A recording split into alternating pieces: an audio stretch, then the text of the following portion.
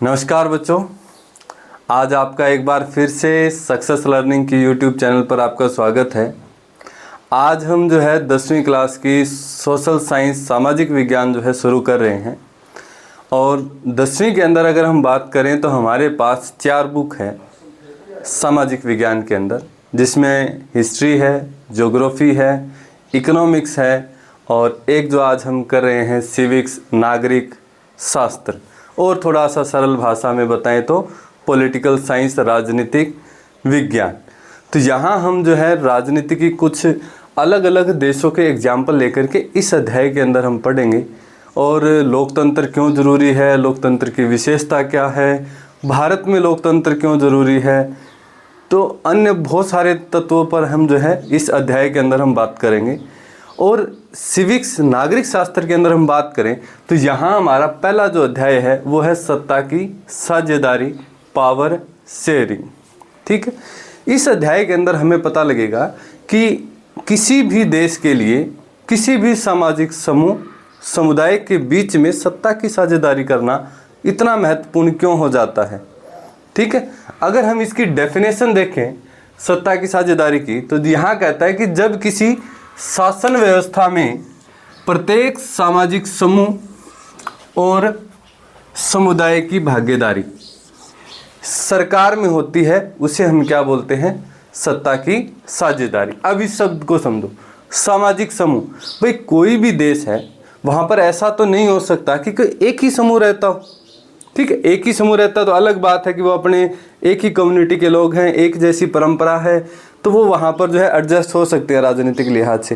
पर जिन देशों के अंदर बहुत सारे सामाजिक समूह होते हैं, ठीक है, बहुत सारे क्या होते हैं, समुदाय होते हैं, तो वहाँ पर फिर क्या चाहिए, उन देशों के अंदर उन सभी समुदाय और उन सभी सामाजिक समूह के बीच में राजनीतिक संबंध जो है समान होना बहुत ज़्यादा ज़रूरी हो जाता है।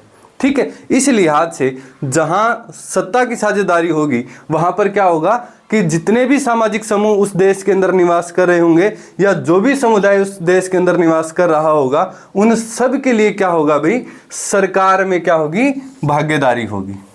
सरकार में क्या होगी, भागीदारी होगी, तो उसे ही हम क्या बोलेंगे, सत्ता की साझेदारी।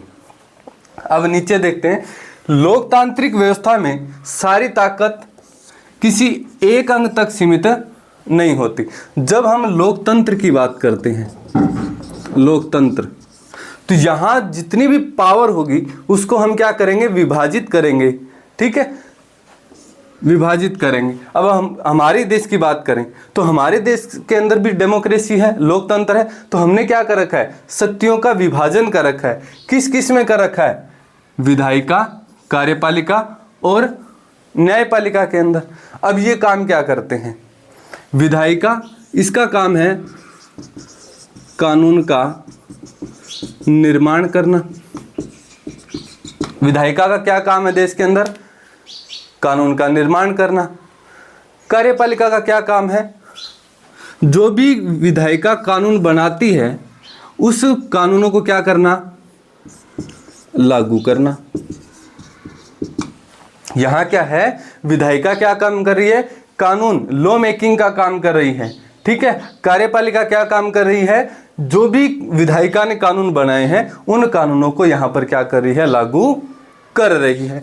न्यायपालिका क्या काम करती है, विधायिका ने जो कानून बनाए और कार्यपालिका ने जो कानून लागू किए, अगर उसकी अवहेलना किसी ने की है तो उसको दंड देना और न्याय करना। न्यायपालिका काम क्या है, दंड देना और न्याय करना। ये किसका काम है, न्यायपालिका का। अब इन चीज़ों को देखोगे तो ये तीनों ही जो अंग है सरकार के, वो तीनों के तीनों अंग क्या करते हैं, एक ही विषय पर काम करते हैं। जैसे मान लो कि कोई एक विषय है, जैसे किसान को लेकर के है,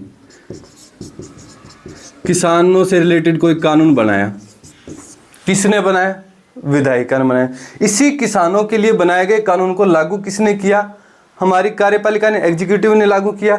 और इसी कानून को तोड़ने वाले को दंड भी किसने दिया, न्यायपालिका ने दिया। या इससे रिलेटेड कोई न्याय की व्यवस्था है तो वो न्याय करने का भी जो है किसान समाज के साथ किसने किया, न्यायपालिका ने किया। मतलब काम तो एक ही है, पर उस काम को करने के 3 अलग अलग चरण हो गए। एक का काम है सिर्फ कानून बनाना, एक का काम है सिर्फ कानून को लागू करना, और एक का काम है जो भी कानून को जो है तोड़ता है या जो न्याय की व्यवस्था है वो काम करना का किसका कार्य है? न्यायपालिका का है। ठीक है, तो यहाँ अगर हम देखें, हमारे यहाँ इस चैप्टर के अंदर 2 देश हम मुख्य रूप से पढ़ेंगे, एक बेल्जियम के बारे में और एक श्रीलंका के बारे में। और बेल्जियम और श्रीलंका को जब हम पढ़ेंगे तो आपको बहुत ज़्यादा क्लियर हो जाएगा कि किसी भी देश के अंदर पावर शेयरिंग क्यों इतनी ज़्यादा महत्वपूर्ण है। ठीक है, तो सबसे पहले जो हमारा देश है वो है बेल्जियम। बेल्जियम देखें तो दुनिया के नक्शे के ऊपर देखें तो हमारे यहाँ एक महाद्वीप है जिसका नाम है यूरोप। क्या नाम है? यूरोप। तो यूरोप महाद्वीप के अंदर बेल्जियम क्या है? एक छोटा सा देश है। ठीक है, अपने हरियाणा से भी जो है लगभग छोटा है। ठीक है, इतना छोटा सा देश है जहाँ जिसकी सीमाएं जो है किन 4 देशों से लगती है? फ्रांस, जर्मनी, नीदरलैंड और लक्समबर्ग। ठीक है, तो यहाँ अगर हम देखें बेल्जियम की सीमाएं किन 4 देशों से लग रही है? फ्रांस, जर्मनी, नीदरलैंड और लक्समबर्ग के साथ जो है बेल्जियम अपनी सीमा क्या करता है? साझा करता है। ठीक है, इसकी आबादी की बात करें तो बेल्जियम की आबादी कितनी है? 1 करोड़ से थोड़ी सी अधिक है। मतलब ज़्यादा यहाँ पर आबादी नहीं है। इतना सा छोटा सा देश है और उतनी ही छोटी यहाँ पर क्या है?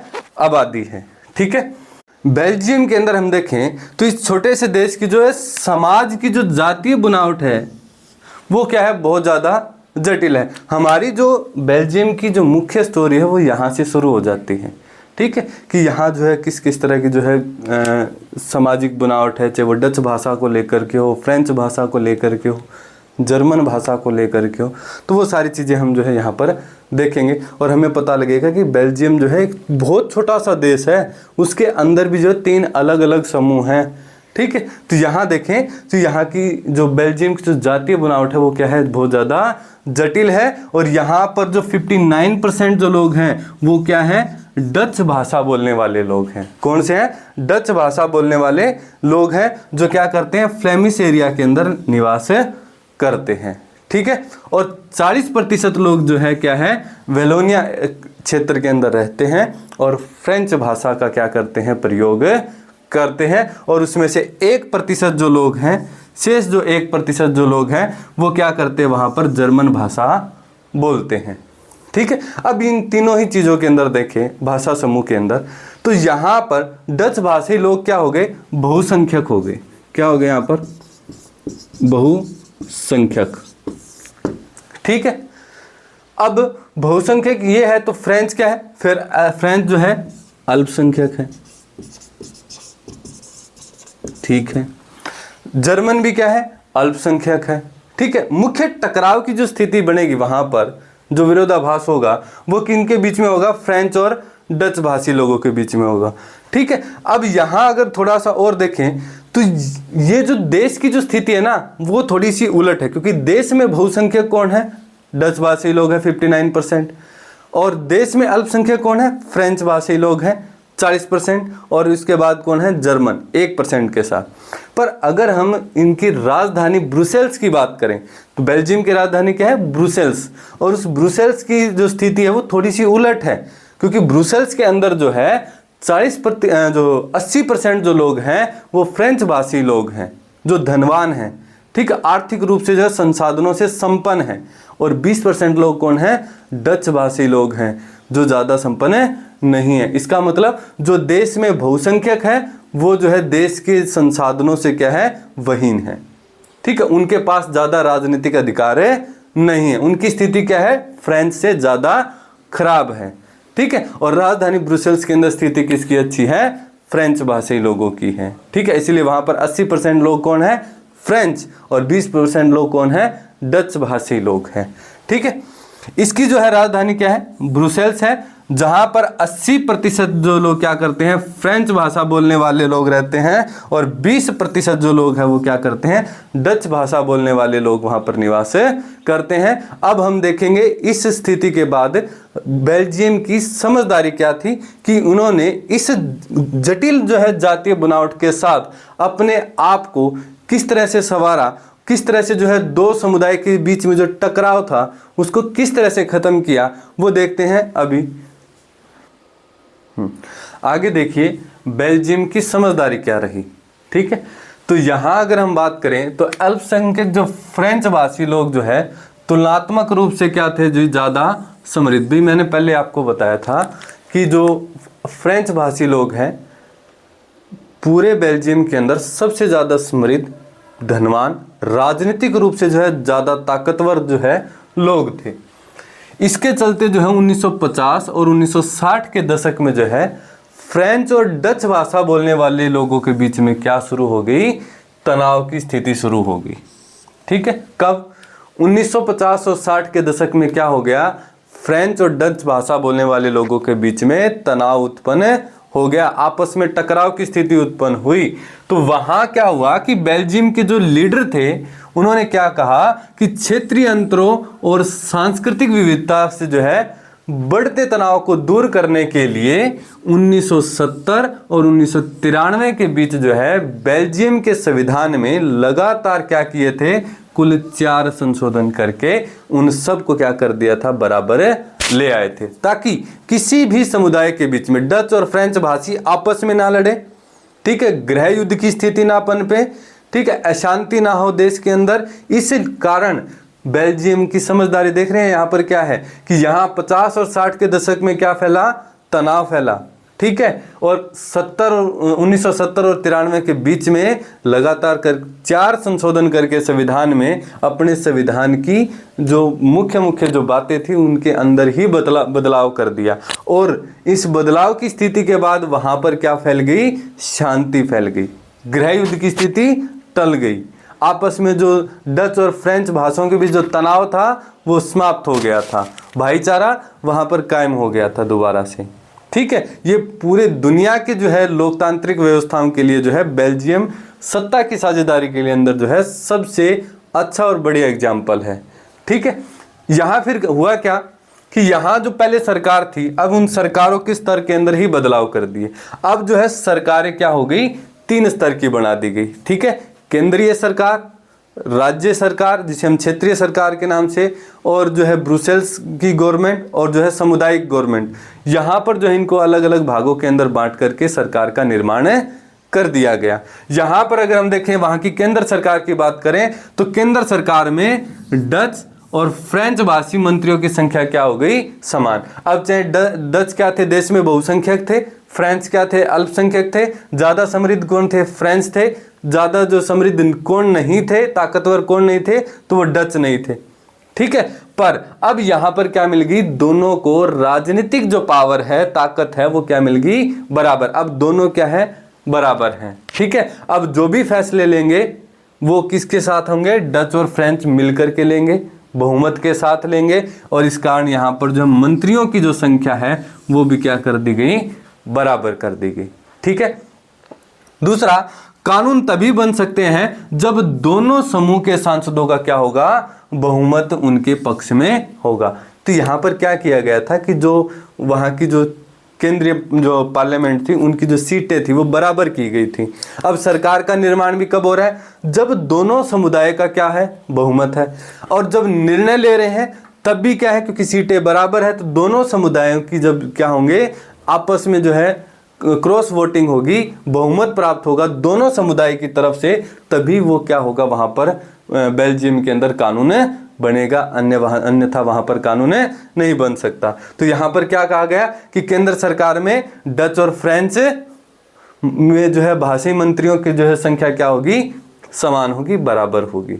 दूसरा यहां पर क्या कहा कि यहां पर कानून तभी बन सकते हैं जब दोनों समूह कौन, फ्रेंच और डच के सांसदों का क्या होगा, बहुमत उनके पक्ष में होगा। जो भी कानून बना रहे हैं उनके पक्ष में अगर दोनों समुदाय का जो है सांसदों का बहुमत है, तभी वहां पर क्या बनेगा, कानून बनेगा। दूसरी हमारी है वहां पर क्षेत्रीय गवर्नमेंट। तो केंद्र सरकार की अनेक शक्तियां जो है देश के 2 इलाकों की जो है क्षेत्रीय सरकारों को सौंप दी गई। अब वहां पर क्या की गई, 2 अलग जो है प्रांतीय सरकारों का गठन किया गया, ठीक है। और जो पहले जो पावर किसके पास थी, केंद्र सरकार के पास थी, उस केंद्र सरकार की पावर को क्या कर दिया, 2 अलग जो है स्टेट गवर्नमेंट के अंदर जो है बांट दिया गया, प्रांतीय सरकारों के अंदर बांट दिए गए उनके अधिकारों को, ठीक है। अर्थात क्षेत्रीय सरकारें अब केंद्र सरकार के अधीन नहीं है। तो पहले क्या थी क्षेत्रीय सरकारें, केंद्र सरकार जो कहती थी वो क्षेत्रीय सरकारों को करना पड़ता था, ठीक है। पर अब यहां पर क्या हो गया कि केंद्र सरकार के जो पहले जो नियम थे, जो उनकी जो पावर थी, केंद्र सरकार ने किसे दे दी, क्षेत्रीय सरकारों को दे दी। और उस पर पूर्णतः स्वायत्त होकर के क्षेत्रीय सरकारें क्या ले सकती है, अब वहां पर डिसीजन ले सकती है। मतलब अब क्षेत्रीय सरकारों पर बेल्जियम की केंद्र सरकार का कोई अन्य दबाव नहीं है। अब यहां पर क्षेत्रीय सरकार क्या हो गई थी, स्वतंत्र हो गई, ठीक है। ब्रुसेल्स की देखें तो ब्रुसेल्स में जो है अलग सरकार प्रणाली है, जिनमें जो है दोनों समुदायों का क्या है, समान है प्रतिनिधित्व। किसका, डच और फ्रेंच, दोनों वहां पर क्या है, इक्वली क्या करें, रूल कर रहे हैं, ठीक है। इसके बाद वहां पर आती है सबसे इंपॉर्टेंट वहां की सामुदायिक सरकार, ठीक है। सामुदायिक सरकार में क्या हुआ कि जो डच, फ्रेंच और जर्मन, डच कितने थे 59%, फ्रेंच कितने थे 40% और 1% कौन थे, जर्मन लोग थे। तो जर्मन भाषा बोलने वाले समुदायों के लोगों द्वारा चुनी गई सामुदायिक सरकार का प्रावधान किया गया। तो यहां पर क्या किया गया, डच वाले अपनी सरकार का सामुदायिक सरकार का गठन करेंगे, फ्रेंच वाले अपनी सामुदायिक सरकार का गठन करेंगे, जर्मन वाले अपनी सामुदायिक सरकार का वहां पर गठन करेंगे। आगे इस सरकार का जो है चुनाव एक ही भाषा बोलने वाले लोग करते हैं। अब यहां तीसरा चरण क्या है कि डच भाषा वाले अपनी सामुदायिक सरकार का गठन करेंगे, फ्रेंच वाले अपनी सरकार का, और जो है जर्मन वाले अपनी सामुदायिक सरकार का गठन करेंगे। मतलब यहां पर क्रॉस वोटिंग नहीं होगी, डच वाले डच को वोट करेंगे, फ्रेंच वाले फ्रेंच को और जर्मन वाले जर्मन को वोट करेंगे, ठीक है। इस सरकार को सांस्कृतिक, शिक्षा और भाषा जैसे मसलों पर जो है फैसला लेने का क्या दिया गया, अधिकार दिया गया। अब क्या कर सकती है ये तीनों ही गवर्नमेंट, जो सामुदायिक सरकार है, ये अपनी अपनी भाषा को लेकर क्या कर सकती है, अपनी संस्कृति को लेकर के क्या कर सकती है, स्वतंत्र होकर के फैसले ले सकती है, ठीक है। और इसके साथ इसी जो हम ये कारण पढ़ते हैं, ये सब कारण है, ये बेल्जियम की समझदारी का एक जो है नमूना है कि जिसके कारण ब्रुसेल्स के अंदर क्या बना, यूरोपीय संघ का मुख्यालय बना। क्योंकि यूरोपीय संघ का मुख्यालय बनना ब्रुसेल्स के लिए, बेल्जियम के लिए अपने आप में एक बहुत बड़ी बात है। क्यों, क्योंकि इन्होंने जो है जब सत्ता का बंटवारा हुआ तो इन्होंने लड़ाई झगड़ा नहीं किया, ठीक है। वहां पर मारकाट नहीं हुई, वहां पर हिंसा नहीं हुई, गृह युद्ध की स्थिति नहीं बनी, और जो है वहां का जो आर्थिक जो प्रक्रिया है वो भी बाधित नहीं हुई, ठीक है। जो भी उनके बीच में डिस्ट्रीब्यूट था, उन्होंने शांति प्रिय तरीके से बैठ करके दोनों भाषाई समूह ने बराबर बराबर के जो है राजनीतिक अधिकार प्राप्त किए। बस यही एक कारण है कि जो है शांति प्रिय देश है बेल्जियम, और शांति प्रिय देश होने के कारण और डच और फ्रेंच के बीच में अच्छा जो है मित्रतापूर्ण भाव होने के कारण वहां पर क्या बना, यूरोपीय संघ का मुख्यालय बना। अब हम नेक्स्ट स्टोरी करेंगे श्रीलंका की। अब तक जो है हमने बेल्जियम की जो है स्टोरी पढ़ी थी कि बेल्जियम के अंदर जो है सत्ता की साझेदारी कैसे हुई थी। अब जो है हम श्रीलंका के अंदर पढ़ेंगे कि श्रीलंका में जो है सत्ता की साझेदारी कैसे हुई। तो ये हमारे 2 देशों के ऐसे एग्जाम्पल हैं जो हमें बताएंगे कि सत्ता की साझेदारी जो है किसी भी देश के लिए जो है कितनी महत्वपूर्ण हो जाती है, ठीक है।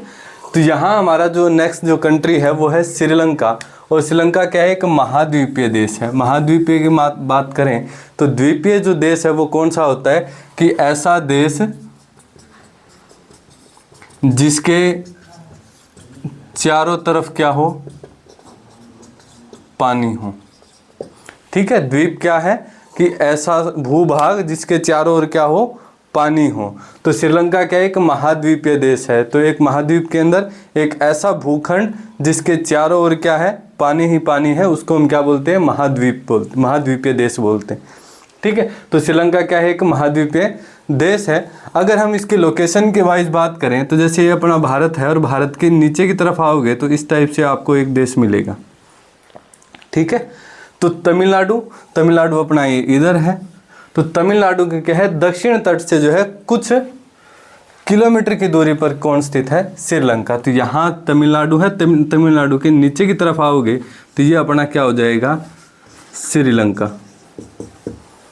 ठीक है, इसके बाद यहाँ आबादी की बात करें तो आबादी है इनकी श्रीलंका की लगभग 2 करोड़, जो हरियाणा से भी क्या है, कम है। हरियाणा की बात करें तो 2011 की जनगणना के अनुसार जो है हरियाणा की जो आबादी है वो 2.5 करोड़ से ज़्यादा है।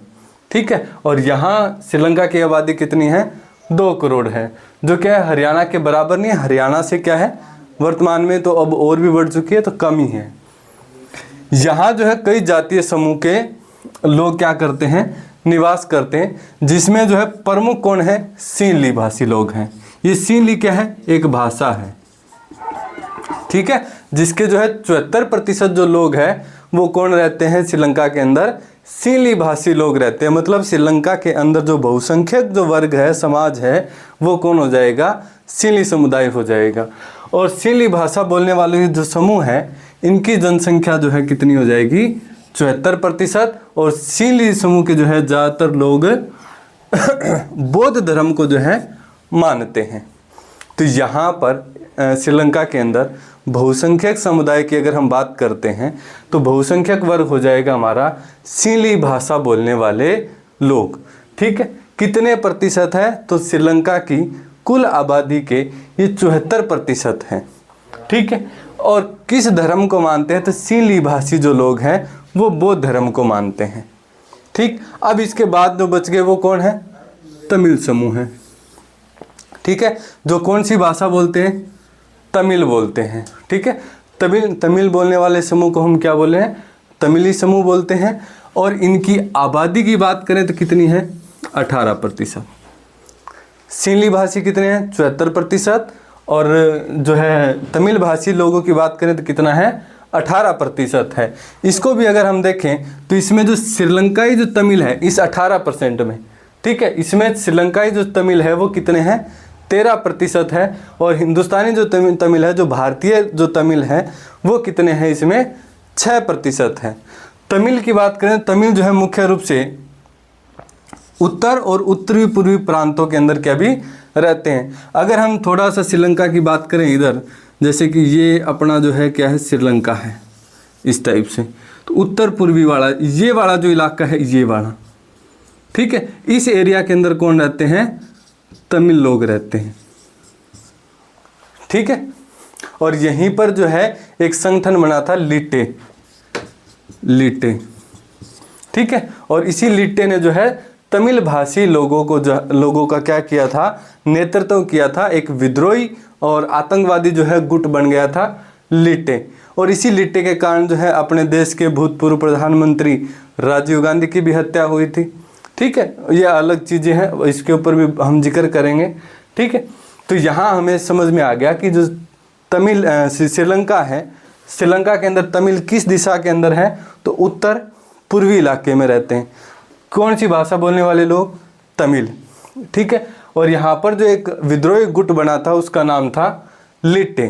ठीक है, आगे बात करें तो श्रीलंका में जो है 7% जो है वे सीनली और तमिल लोग हैं जो क्या मानते हैं, ईसाई धर्म को मानते हैं।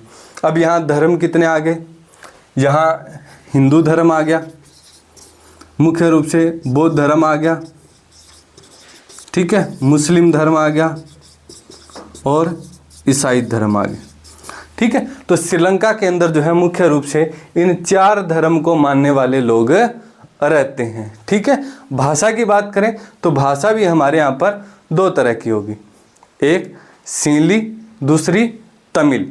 अब ये जो ईसाई लोग हैं ना, क्या इनके लिए कुछ कोई लड़ाई झगड़ा विरोधाभास, इनका कुछ ज़्यादा वहाँ पर विरोधाभास नहीं था। कारण क्या था, ये जो लोग थे वो सीनली भाषा को भी जानते थे, ठीक है, और साथ में जो है तमिल भी जानते थे, तो इनके लिए तो जो भी चीज़ें लागू हो वो हर चीज़ में कंफर्टेबल थे।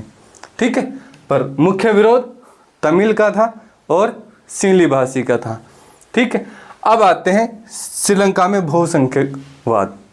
अब जो श्रीलंका के अंदर ये जितनी भी घटना हुई है उसका कारण है श्रीलंका में जो बहुसंख्यकवाद को अपनाना। बहुसंख्यकवाद क्या है भाई, किसी देश के अंदर कोई वर्ग समूह जो है एक बड़ी आबादी में रहता है और जो कम आबादी वाले जो लोग हैं उनकी क्या करें, इच्छाओं की अवहेलना करें, उनको जो है सत्ता के अंदर जो है बराबरी का अधिकार ना दे, उनको सत्ता से दूर रखे। ठीक है, ऐसे इस परिस्थिति को हम क्या बोलते हैं, बहुसंख्यकवाद। ठीक है, तो बहुसंख्यकवाद में क्या है कि अगर कोई समुदाय बहुसंख्यक है तो वह अपने मन चाहे ढंग से क्या कर सकता है, देश का शासन कर सकता है। ठीक है, अब यहाँ क्या है कि कोई भी समुदाय जो बहुसंख्यक होगा, किसी भी देश की बात करें, वो अपने मन चाहे ढंग से क्या कर सकता है, देश का शासन कर सकता है। क्यों? क्योंकि उनके देश के अंदर आबादी ज़्यादा है, जनसंख्या में ज़्यादा है, तो अपने जनसंख्या के बल को आधार बना करके वो क्या कर सकते हैं, माइनॉरिटी वर्ग को, अल्पसंख्यक समुदाय को क्या कर सकते हैं, उनको अपने अधिकारों से वंचित कर सकते हैं। ठीक है, भले ही इसके लिए वह अल्पसंख्यक की जरूरत या इच्छाओं की अवहेलना कर सकता है। ठीक है, अब यहाँ देखो श्रीलंका के अंदर कौन है, हमारे यहाँ तमिल लोग। ठीक है, तो तमिलियों के साथ क्या हुआ था कि उनको तमिल भाषा बोलते हैं, तमिली समुदाय है, इस भाषा के आधार पर इनके साथ क्या हुआ था, वहाँ पर भेदभाव हुआ था। इनको कोई राजनीतिक अधिकार नहीं था, जो नौकरियां हैं, विश्वविद्यालयों में दाखिले वगैरह होते थे, इन तमिल भाषी लोगों को जो है कोई उसके अंदर अप्रोच ही नहीं करते थे सरकार। ठीक है, और अप्रोच किसको करते थे, सिंहली भाषी लोग। सरकार में कौन सारे सिंहली भाषी लोग, मंत्री कौन, सिंहली भाषी लोग। ठीक है, तो इन्होंने भी यही, तमिल भाषाई लोगों ने भी यही कहा कि हमें भी जो है राजनीतिक तौर पर जो है सिंहली भाषाई लोगों के बराबर के अधिकार चाहिए। ठीक है, ताकि हम भी हमारा जो है राजनीतिक तौर पर जो उद्धार कर सकें। ठीक है, इसके बाद है कि श्रीलंका ने बहुसंख्यकवाद शासन पद्धति की जो है अपनाया और सन जो है 1956 में सिंहली समुदाय की जो है सर्वोच्चता स्थापित करने हेतु एक नया कानून बनाया, जिसके तहत जो है यहाँ 3 चीजें हुई। एक कि सिंहली को एकमात्र राजभाषा बना दिया गया, विवाद यहाँ से शुरू होता है मुख्य। ठीक है, तो सिंहली भाषा को क्या बनाया गया, एक राजभाषा का दर्जा दिया गया। और बौद्ध धर्म को क्या दे दिया गया, संरक्षण। मतलब तमिल भाषा भी गई, तमिल बोलने वाले लोग हैं कौन ज़्यादातर, या तो मुस्लिम है या हिंदू है, तो उनका धर्म भी जो है दरकिनार कर दिया गया। तो वहाँ पर श्रीलंका में क्या हुआ कि सिंहली को भाषा को क्या कर दिया, एकमात्र राजभाषा को घोषित कर दिया। भाई अब इस देश के अंदर, श्रीलंका के अंदर जो राजकार्य की जो भाषा होगी वो क्या होगी, सिंहली भाषा होगी। ठीक है, तो वंचित कौन है, तमिल तो सिंहली भाषा बोलते नहीं, तो उनके ऊपर क्या है, एक जबरन भाषा थोपी गई ना, राजभाषा। ठीक है, तो इसलिए इनका विरोध हुआ था। दूसरा, सिंहलियों को जो है विश्वविद्यालयों और सरकारी नौकरियों में क्या दी गई, प्राथमिकता। अब जब भी विश्वविद्यालयों के अंदर या यूनिवर्सिटी के अंदर एडमिशन होने हैं, सरकारी नौकरी लगना है, तो उनके अंदर इन दोनों ही वर्ग से जो है तमिल भाषी या अन्य भाषी लोगों को क्या कर दिया, बाहर कर दिया, और प्राथमिकता किसको दी गई, सिंहली भाषियों को। तो यहाँ पर भी विरोध हुआ। ठीक है, क्योंकि कोई भी देश हो, उस देश के नागरिक चाहे किसी धर्म से आते हो, किसी समुदाय से आते हो, वो देश उसका है, उनका अपना है। तो अपने घर के अंदर, अपने देश के अंदर हर व्यक्ति को, हर नागरिकों को क्या चाहिए, बराबर के अधिकार। जो श्रीलंका की सरकार ने तमिल भाषी लोगों को अधिकार देने से क्या कर दिया था, वंचित कर दिया था। ठीक है, तीसरा इन्होंने क्या दे दिया था, बौद्ध धर्म को क्या दे दिया था, संरक्षण दे दिया था। अब तमिल भाषी लोगों के लिए ना तो अपना धर्म, ना अपनी भाषा, और ना ही जो है सरकारी नौकरियों के अंदर या विश्वविद्यालयों में पढ़ने के लिए उनको प्राथमिकता दी ही नहीं गई थी। बस विवाद की ये मुख्य जो जड़ें हैं वो 3 हैं, जिसके कारण जो है श्रीलंका एक लंबे दौर जो है गृह युद्ध की चपेट में आता रहा।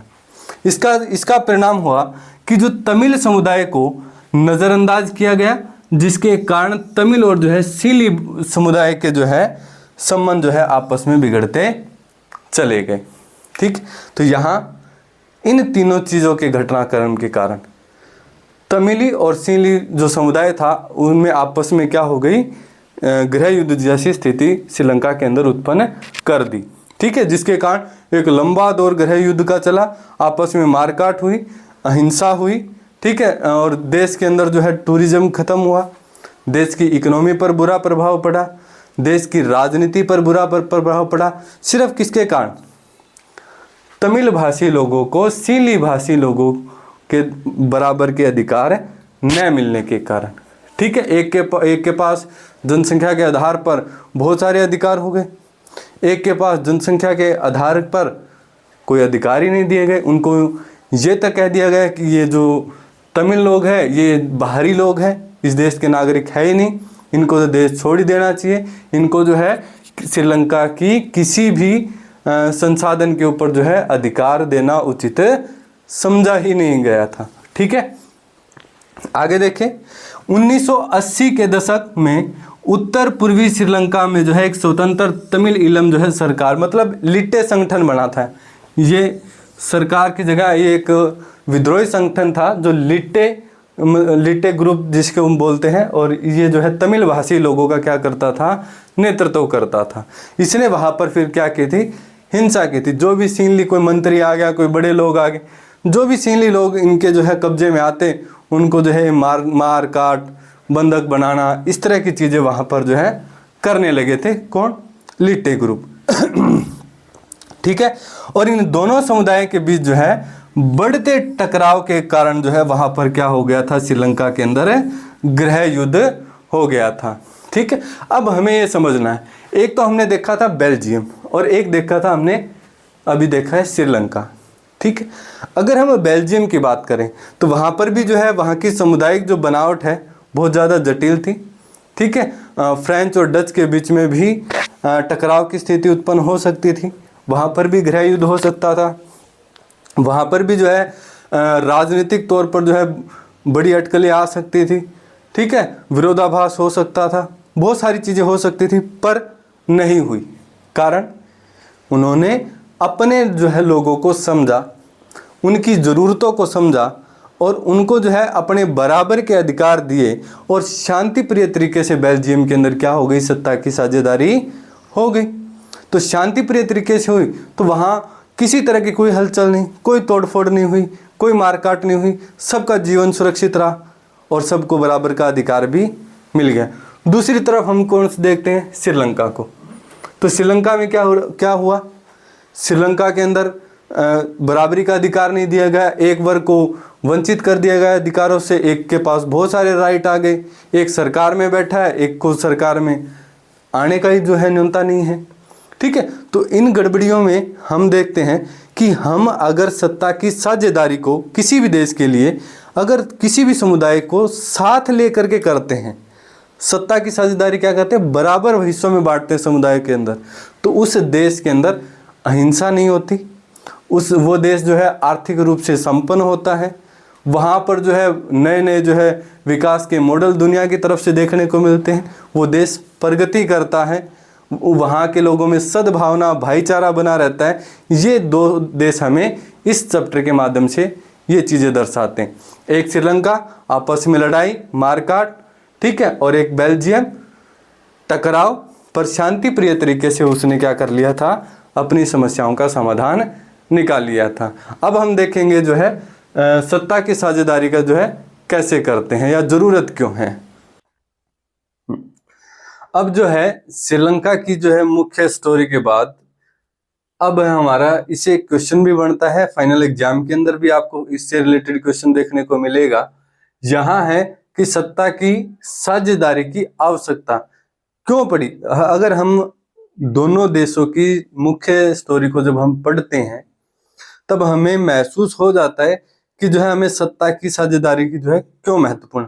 जब हम श्रीलंका को देखते हैं तब हमें पता लगता है कि नहीं, दो अलग अलग समुदायों के अंदर, भाषाई समूह के अंदर या किसी समुदायों के अंदर आपस में टकराव को रोकना है, तो फिर हमें क्या करनी पड़ेगी, सत्ता में साझेदारी करनी पड़ेगी, पावर शेयरिंग करनी पड़ेगी। यहाँ क्या कहता है, आवश्यकता में पहली क्या है, समाज में सौहार्द और शांति बनाए रखने के लिए। भाई पहली आवश्यकता क्या है हमारी सत्ता की साझेदारी की, कि समाज में अगर शांति बनाए रखनी है, सौहार्द बनाए रखना है, तो हमें क्या करनी पड़ेगी, सत्ता की साझेदारी करनी पड़ेगी। ठीक है, जब सत्ता की साझेदारी होगी तो कोई टकराव नहीं होगा, टकराव नहीं होगी तो कोई अशांति नहीं होगी, गृह युद्ध जैसी स्थिति नहीं होगी, सब प्यार प्रेम से रहने वाले लोग होंगे। ठीक है, तो इसीलिए हमें क्या करनी चाहिए, सत्ता में साझेदारी करनी चाहिए।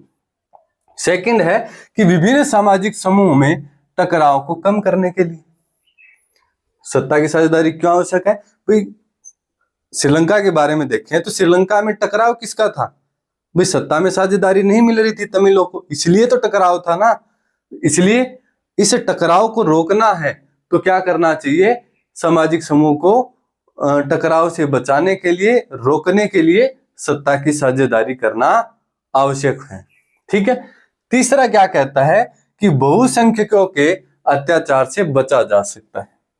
ठीक है, अगर हम सत्ता के अंदर साझेदारी करते हैं, सब वर्ग के लोगों को समान राजनीतिक अधिकार उपलब्ध होते हैं, तो हम किससे बच जाते हैं, बहुसंख्यकों के अत्याचारों से बच जाते हैं। जैसे श्रीलंका के अंदर देखें तो श्रीलंका के अंदर जो है बहुसंख्यक कौन थे, सिंहली, और अल्पसंख्यक कौन थे, तमिल।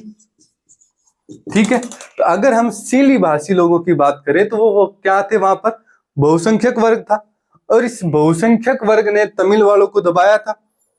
पर अगर सत्ता की साझेदारी हो जाती तो क्या ऐसा होता, नहीं, दोनों क्या रहते, प्यार प्रेम से रहते, कोई झगड़ा नहीं होता, गृह युद्ध नहीं होता, 2009 तक जो है एक लंबा जो है अहिंसा का दौर नहीं चलता।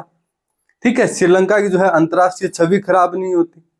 ठीक है, और आपस में एक ही देश के नागरिक आपस में लड़ते नहीं, तो बहुत सारी चीजें हो सकती, कब, जब सत्ता की साझेदारी होती। तो तीसरा पॉइंट क्या कह रहा है कि बहुसंख्यकों के अत्याचार से बचा जा सके, इसलिए हमें क्या करनी चाहिए, सत्ता की साझेदारी करनी चाहिए।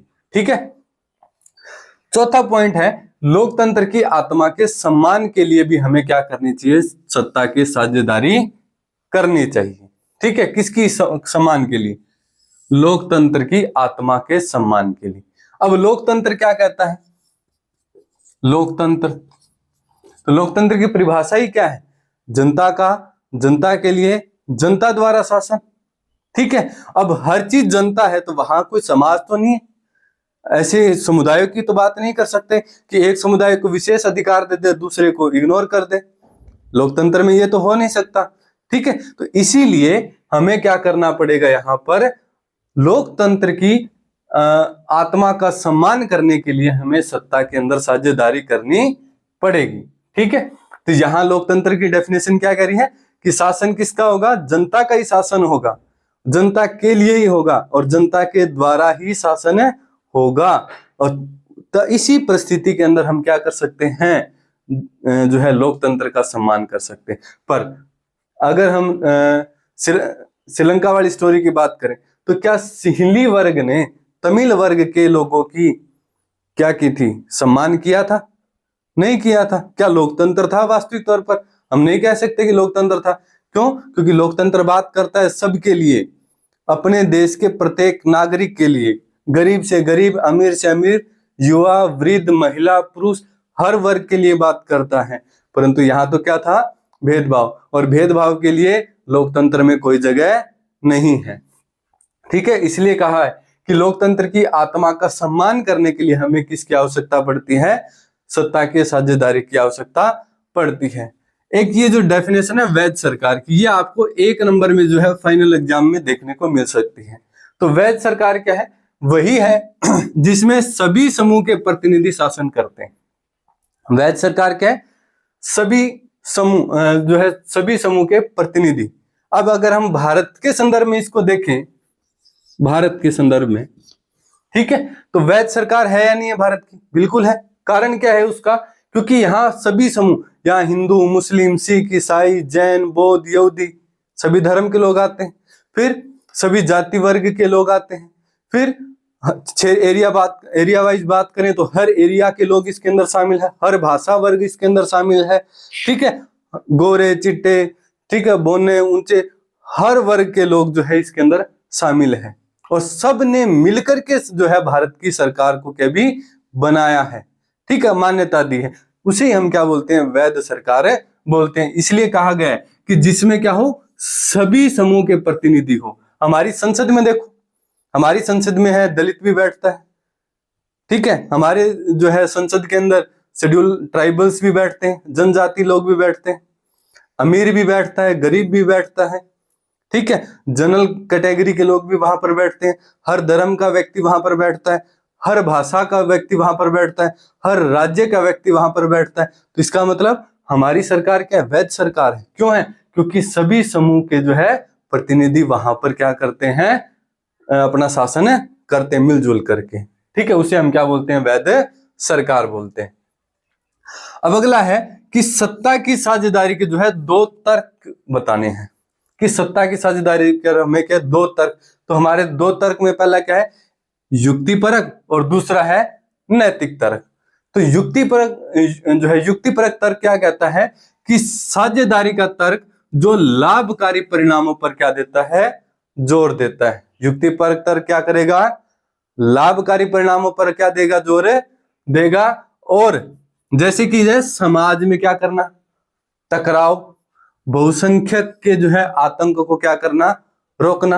तो पहला क्या करेगा युक्तिपरक तर्क के अंदर, समाज में टकराव को रोकेगा, बहुसंख्यक के जो है आतंक को क्या करेगा, रोकने का काम करेगा। किसके माध्यम से, सत्ता की साझेदारी के माध्यम से, ठीक है।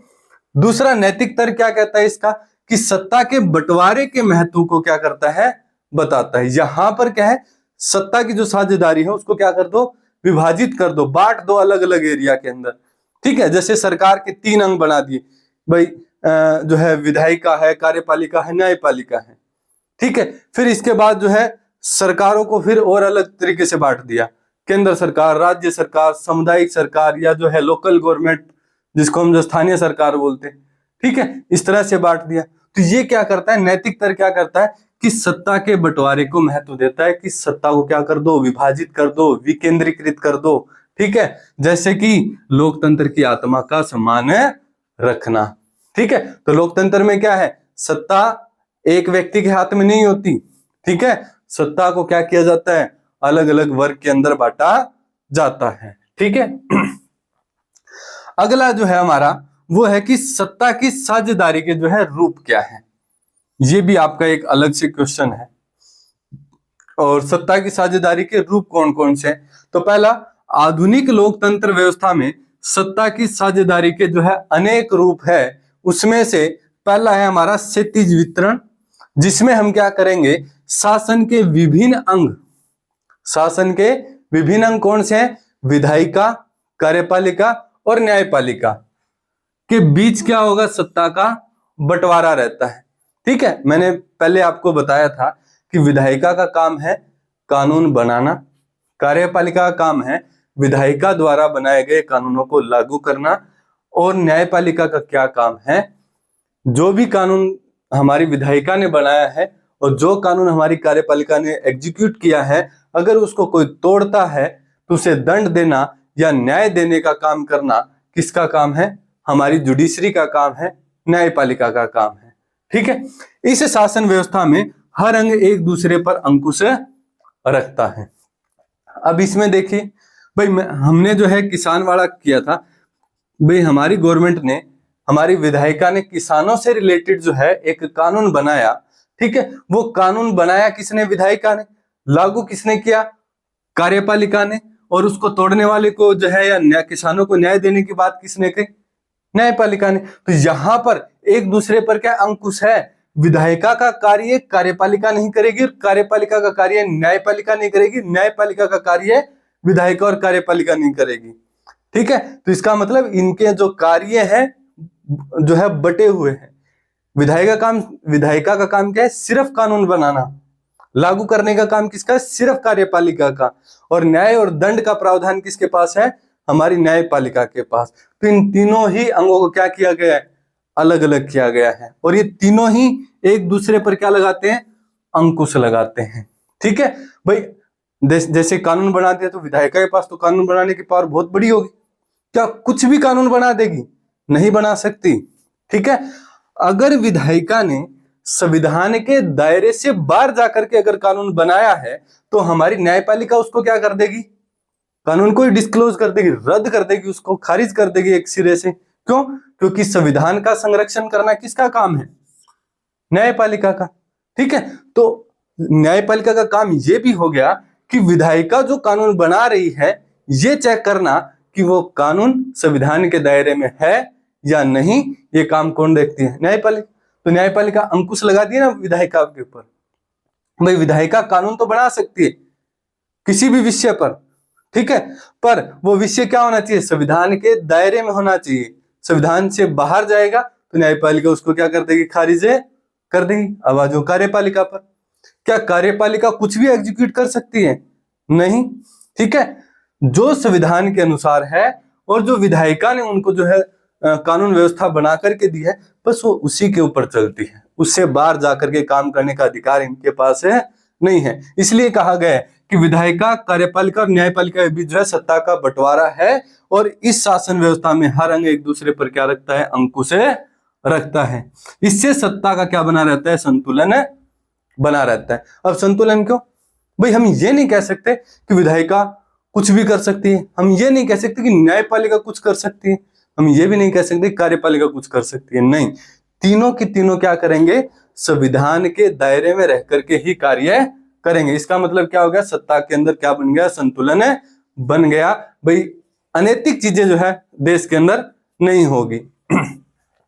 ऊर्ध्वाधर वितरण के अंदर क्या है कि सरकार के बीच विभिन्न स्तरों पर जो है सत्ता का क्या होगा? बंटवारा। विभिन्न स्तर, जैसे केंद्र सरकार, ठीक है, राज्य सरकार और स्थानीय सरकार, और बेल्जियम की बात करें तो सामुदायिक सरकार। ठीक है, तो ये क्या है? सरकार के स्तर हैं। केंद्र सरकार देश के लिए काम करेगी, प्रांतीय या राज्य सरकार किसी क्षेत्र विशेष राज्य के लिए ही काम करेगी, और स्थानीय या सामुदायिक सरकार अपने समुदाय या स्थानीय जो छोटा से छोटा एरिया है उसके लिए क्या करेगी? काम करेगी। ठीक है, तो यहां पर क्या विभिन्न स्तरों पर सत्ता का क्या होगा? बंटवारा। जैसे संघ या केंद्र सरकार जो क्या करेगी? पूरे देश के लिए क्या करेगी? काम करेगी। और दूसरा है प्रांतीय या क्षेत्रीय सरकार जो अलग अलग जो है क्षेत्र स्तर पर क्या करती है? काम करती है। जैसे अपने भारत की बात करें तो भारत के लिए केंद्र सरकार एक ही है, भारत सरकार। क्षेत्रीय सरकारों की बात करें तो अपने भारत में जितने राज्य हैं वो हमारी क्या हो जाएगी? प्रांतीय या क्षेत्रीय सरकार। ठीक है, फिर आगे हमारी नगर पालिका, पंचायत। ठीक है, तो ये कौन सी सरकारें हैं? ये स्थानीय सरकार है। नगर पालिका, नगर निगम, नगर परिषद, ये स्थानीय सरकार के जो है 3 अंग है जो कहाँ काम करते हैं? शहर के अंदर काम करते हैं। ठीक है भाई, सबसे छोटी कौन है शहर के अंदर? नगर पालिका, उसके बाद नगर परिषद, उसके बाद नगर निगम।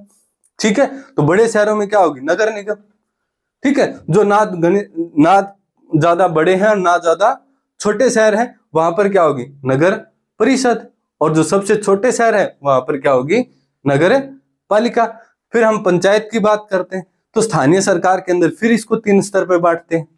ठीक है, पंचायत सबसे छोटा स्तर हो गया जिसे ग्राम पंचायत, फिर पंचायत समिति, फिर जिला परिषद। ये हमारे किसके रूप हो जाएंगे? स्थानीय सरकार के हो जाएंगे। निम्न स्तर पर जिसको हम बोल सकते हैं समुदाय स्थानीय सरकार, लोकल गवर्नमेंट। अगला है कि सत्ता का बंटवारा विभिन्न सामाजिक समूह मसलन भाषाई और धार्मिक समूह के बीच भी हो सकता है। भाई जो सत्ता का बंटवारा है वो किसके बीच हो सकता है? सामाजिक समूह।